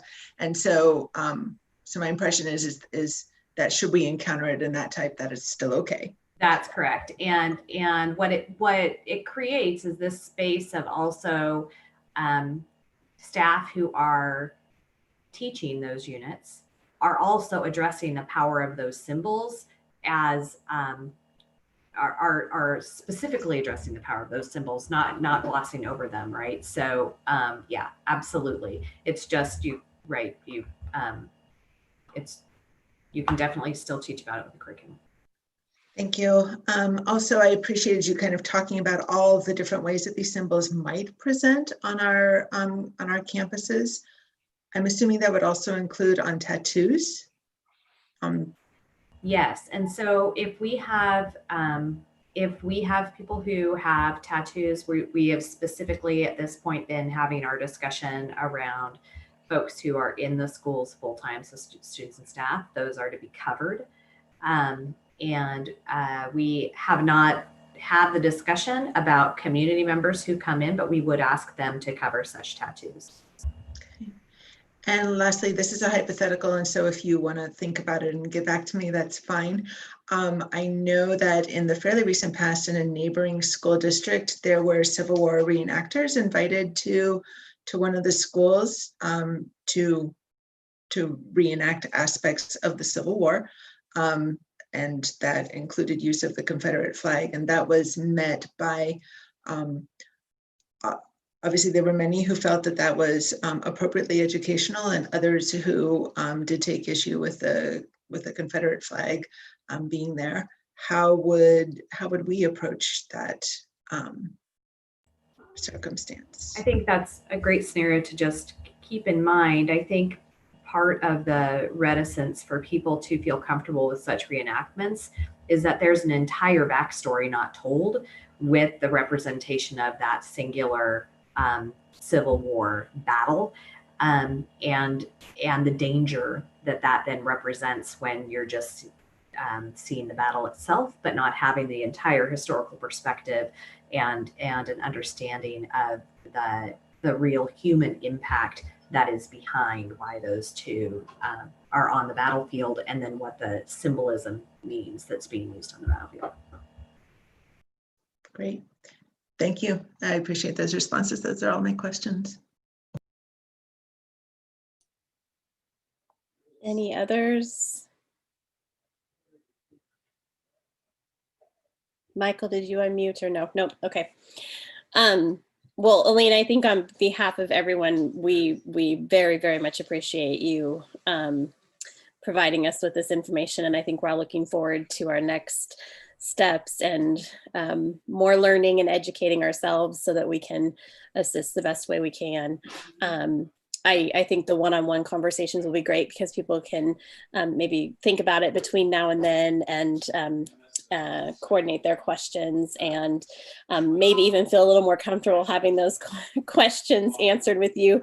I mean, these are public settings and it's hard. It's hard for people to feel like, you know, it's a safe place for us to even have those conversations. And yet in order for us to be the advocates that we need to be, I think we all need to have those questions answered too. And I think the knowledge that you bring provides a lot of that information for us. You have a lot of history and a lot of time spent doing this work where we have not all.